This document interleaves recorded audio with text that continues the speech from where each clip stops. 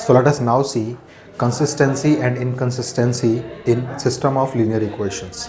मान लीजिए हमारे पास तीन इक्वेशंस गिवन है such that a1x plus b1y plus c1z is equals to d1 and again a2x plus b2y plus c2z is equals to d2 and then a3x plus b3y plus c3z is equals to d3.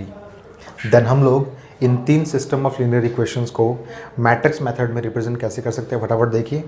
हम अगर चाहें तो सारे के सारे coefficients को एक matrix में रिप्रेजेंट कर सकते हैं.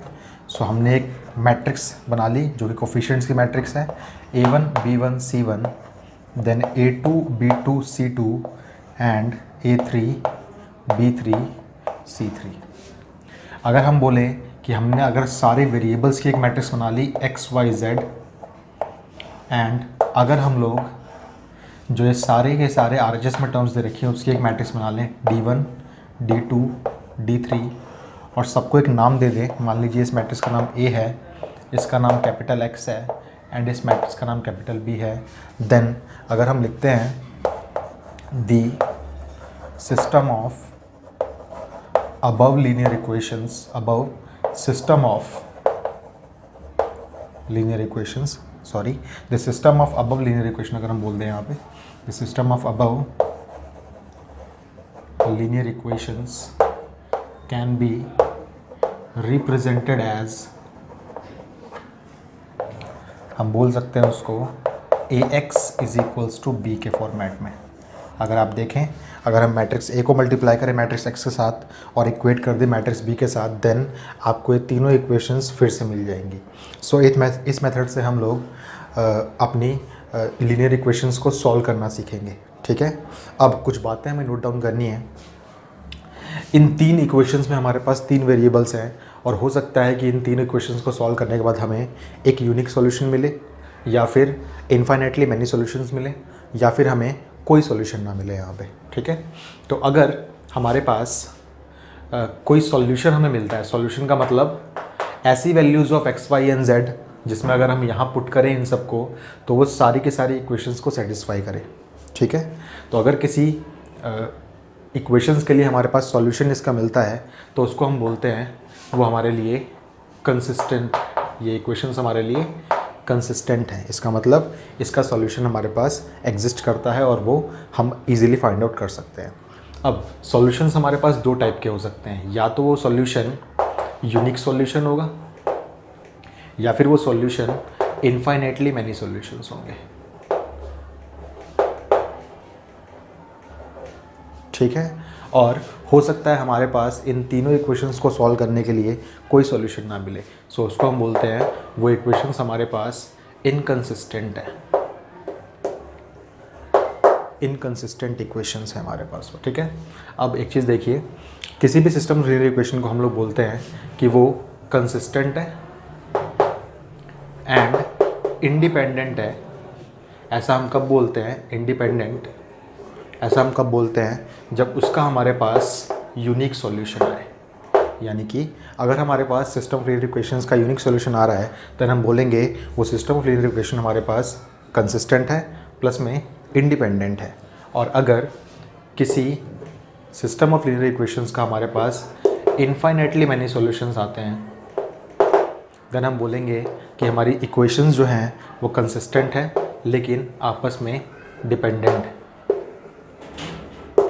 आपस में वो डिपेंडेंट है. ओके, एक और चीज़ याद रख लीजिए, जब कभी भी आप ax equals to b form में रिप्रेजेंट करेंगे यहाँ पे और अगर आपकी b मैट्रिक्स एक नल मैट्रिक्स होती है देन ये जो इक्वेशंस होंगी आपकी ये कहलाएंगी आपकी homogeneous equation, homogeneous system of equations. और अगर आपकी जो b मैट्रिक्स है वो not equals to null matrix होती है देन उसको हम बोलेंगे non homogeneous system of linear equations. Okay, mainly हमें डील करना है उन मैट्रिक्स के साथ जहाँ पे हमारी ये वाली matrix not equals to null matrix हो. ठीक है, चलिए इसके आप लोग नोट्स बना लीजिए। हम लोग इससे कुछ प्रॉपर्टीज़ और भी देखते हैं कि कब हम लोगों को कंसिस्टेंसी में यूनिक सॉल्यूशन मिलता है या फिर इन्फाइनाइटली मैनी सॉल्यूशंस मिलते हैं। इसका हम लोग एक चार्ट देखेंगे, तो आप प्लीज़ इसको नोट डाउन कर लीजिए जो मैंने यहाँ पर लिखा हुआ है। नेक्स्ट हम सीखते हैं आगे कैसे हम लोग पता करेंगे यूजिंग मैट्रिक्स मेथड कि कोई इक्वेशंस हमारी कंसिस्टेंट है या फिर इनकंसिस्टेंट है। Okay, so let's see non homogeneous system of linear equations के केस में हम लोग सॉल्यूशंस को कैसे फाइंड आउट करते हैं। याद रखिएगा ये फ्लोचार्ट मैंने बनाया है आपके लिए ताकि आप लोग निकाल सकें non homogeneous system of linear equations in 2 variables के केस में। ठीक है, सो पहले हमारे पास सिस्टम ऑफ इक्वेशंस रिप्रेजेंट होते हैं मैट्रिक्स मेथड में Ax इक्वल टू बी के फॉर्मेट में। सबसे पहले हमें चेक करना होता है डिटर्मिनेंट ऑफ ए कितना आ रहा है। अगर हमारा determinant of A not equals to 0 आता है तो याद रखिएगा वहाँ पे हमारे पास यूनिक सॉल्यूशन निकल के आता है उस चीज़ का। और अगर हमारे पास determinant of A equal to 0 आ जाएगा देन हम लोग वहाँ पे इवेल्युएट करते हैं adjoint of A into B matrix को। ठीक है, अगर adjoint of A into B matrix को सॉल्व करते हुए हमने क्या पाया, अगर ये एक नल मैट्रिक्स बन के आ जाती है देन हमारे पास इन्फाइनेटली मैनी सॉल्यूशंस आ जाते हैं। और अगर ये मैट्रिक्स हमारे पास नल मैट्रिक्स नहीं होती देन हमारे पास उस सिस्टम ऑफ इक्वेशंस का कोई सॉल्यूशन नहीं होता। तो इस चार्ट को प्लीज़ आप लोग नोट डाउन कर लीजिए। हम लोग नेक्स्ट देखते हैं कुछ इसके एग्जांपल्स और देन हम लोग मूव ऑन करेंगे non homogeneous system of linear equations in 3 variables पर। तो इस चीज़ को प्लीज़ आप लोग अपनी कॉपीज़ में नोट डाउन कर लीजिए। So let us now see non homogeneous system of linear equations having 3 variables को हम लोग कैसे सॉल्व करते हैं या फिर कंसिस्टेंसी और इनकंसिस्टेंसी को हम लोग कैसे फाइंड आउट करते हैं उसकी। सो पहले हमें अपनी पूरी इक्वेशंस को मैट्रिक्स मेथड में रिप्रेजेंट कराना पड़ेगा using Ax equals to B. Then first of all हमें फिर से फाइंड क्या करना है, डिटर्मिनेंट ऑफ ए। अगर हमारा determinant of A not equals to 0 आएगा देन हमारी इक्वेशंस के यूनिक सॉल्यूशन होंगे यानी कि वो कंसिस्टेंट होगा। ओके, और अगर डिटर्मिनेंट हमारा इक्वल टू 0 आ गया देन हमारे पास अभी भी चॉइसेस हैं कि या तो हमारे पास इन्फाइनेटली मैनी सॉल्यूशंस हो सकते हैं या फिर नो सॉल्यूशन हो सकता है उसका। तो हम क्या करेंगे, सबसे पहले हम इवेल्युएट करेंगे एडजॉइंट ऑफ ए को। अगर हमारा adjoint of A equals to 0 आ गया देन हमें वेरीफाई करना पड़ेगा जो कोफिशिएंट्स हमारे पास आए हैं a1 अपॉन में a2 equals to d1 upon में d2 और साथ के साथ a1 अपॉन में a3 must be equals to d1 upon में d3 होना चाहिए। ये दोनों इक्वेशंस हमारी फुलफिल होनी चाहिए। अगर ये दोनों इक्वेशंस हमारी फुलफिल होती हैं तो हम बोलेंगे इसके हमारे इन्फाइनेटली मैनी सॉल्यूशंस है। इट मीन्स अगेन ये कंसिस्टेंट है। एंड अगर इसमें से एक भी वेरीफाई नहीं होता देन हम बोल देंगे ये नो सॉल्यूशन आ रहा है, इसका मतलब ये इनकंसिस्टेंट है। ओके, हमें इवेल्युएट करना है एडजॉइंट ऑफ ए। अगर वो इक्वल टू 0 आ गया देन हमें वेरीफाई करना है ये, और इसकी मदद से हम पता कर सकते हैं हमारे पास इन्फाइनेटली मैनी सॉल्यूशंस होंगे या फिर नो सॉल्यूशंस होंगे। देन इफ़ हमारा adjoint of A not equals to null matrix आती है देन हम क्या बोल सकते, हमें इवेल्युएट फिर से करना पड़ेगा एडजॉइंट ऑफ ए इनटू में बी मैट्रिक्स को। और अगर ये हमारी नल मैट्रिक्स आती है देन अगेन ये हमारा कंसिस्टेंट होगा और इन्फाइनेटली मैनी सॉल्यूशंस को पोजेस करेगा। और अगर ये नल मैट्रिक्स नहीं आती देन ये हमारा इनकंसिस्टेंट होगा एंड नो सॉल्यूशंस हमारे पास यहाँ पे होंगे। तो इस चार्ट को आप लोग देख लीजिए। मेनली हमें डील करना है यूनिक सॉल्यूशन के साथ, ठीक है, बट अगर हमें चेक करना होगा कंसिस्टेंसी और इनकंसिस्टेंसी को देन हमें ये चार्ट बहुत ही हेल्पफुल रहेगा। तो इसको आप प्लीज़ कहीं पे नोटबुक में नोट डाउन कर लीजिए ताकि हम जो भी क्वेश्चन करें चेक करने वाला कंसिस्टेंसी या फिर इनकंसिस्टेंसी को, उसमें हमारे लिए बहुत हेल्पफुल होने वाला है।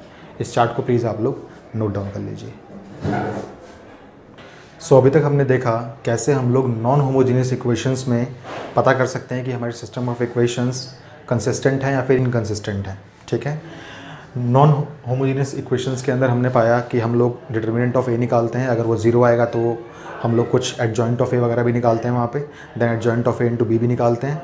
एंड अगर वो नॉन जीरो डिटर्मिनेंट हमारे पास आएगा तो उसका एक यूनिक सॉल्यूशन होगा। ठीक है, याद रखिएगा होमोजीनियस सिस्टम ऑफ इक्वेशंस क्या होती हैं, जब कभी भी हम लोग मैट्रिसेस को रिप्रेजेंट करते हैं Ax इक्वल्स टू बी के फॉर्मेट में, तो अगर हमारी बी मैट्रिक्स एक नल मैट्रिक्स बन जाती है तो वो इक्वेशंस हमारे पास होमोजीनियस सिस्टम ऑफ इक्वेशंस बन जाती हैं। ठीक है, वो किस फॉर्मेट में होंगी, वो इस फॉर्मेट में होंगी a1x plus b1y plus c1z equals to 0, then a2x plus b2y plus c2z equals to 0 and then a3x plus b3y plus c3z equals to zero, यानी कि आरचेस वाला हर पार्ट ज़ीरो के बराबर अगर होता है तो इक्वेशंस हमारी होमोजेनियस इक्वेशंस कहलाती हैं, ठीक है। और याद रखिएगा होमोजेनियस इक्वेशन कभी भी हमारी इनकंसिस्टेंट नहीं होती, वो हमेशा हमारी कंसिस्टेंट होती है, बिकॉज इसका कम से कम एक सोल्यूशन हमेशा लाई करता है। आप खुद देखिए, अगर आप हर इक्वेशन में x equals to zero, y equals to zero और z equals to zero put कर दें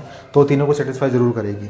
तो इस सॉल्यूशन को हम लोग बोलते हैं ये हमारा ट्रिवियल सॉल्यूशन होता है इसका, ठीक है। और अगर हमारे पास इसके नॉन ज़ीरो सॉल्यूशंस हमें निकालने हैं तो वो इन्फाइनेटली मैनी सॉल्यूशंस आएंगे, ठीक है। उसको हम लोग बोलते हैं वो हमारा नॉन ट्रिवियल सॉल्यूशन होगा।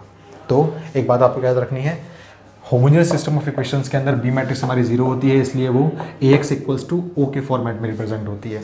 सो होमोजेनियस इक्वेशन हमारी रिप्रेजेंट होती है Ax इक्वल्स टू O के फॉर्मेट में।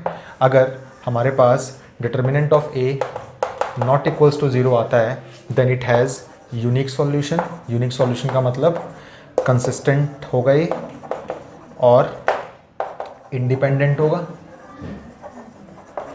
और हमारे पास डिटर्मिनेंट ऑफ ए अगर इक्वल्स टू ज़ीरो आ जाएगा देन इसके इनफाइनाइटली मैनी सॉल्यूशंस होंगे, इनफाइनाइटली मैनी सॉल्यूशंस। इसका मतलब क्या हुआ? इसका मतलब हुआ कि हमारे पास जो ये सिस्टम ऑफ इक्वेशंस होंगी वो कंसिस्टेंट होंगी एंड ऑल्सो डिपेंडेंट होंगी आपस में, तभी जाके इसके बहुत सारे सॉल्यूशंस आएंगे। जो यूनिक सॉल्यूशन हमारा होता है वो हमेशा एक जीरो सॉल्यूशन होता है, इसको हम बोलते हैं ट्रिवियल सॉल्यूशन। ट्रिवियल सॉल्यूशन है हमारे पास इसका एक, जो कि है हमारे पास सारे के सारे ज़ीरो, ठीक है। 0,0,0 अगर आप 3 वेरिएबल्स की बात कर रहे हैं तो, अगर आप 2 वेरिएबल्स में काम कर रहे हैं तो 0,0 इसका एक आंसर होगा। इन शॉर्ट जो आपकी एक्स मैट्रिक्स आएगी वो एक नल मैट्रिक्स बन जाएगी यहाँ पे, ठीक है। और जो यहाँ पे हमारे पास आंसर आएगा उसको हम बोलेंगे नॉन ट्रिवियल सॉल्यूशन, और या फिर हम उसको बोल सकते हैं वो हमारा नॉन ज़ीरो सॉल्यूशन भी होगा। तो होमोजेनियस सिस्टम ऑफ इक्वेशंस को हम लोग इस मेथड से सॉल्व करते हैं, ओके। इस चीज़ की प्लीज़ आप लोग अपनी कॉपीज़ में नोट बना लीजिए।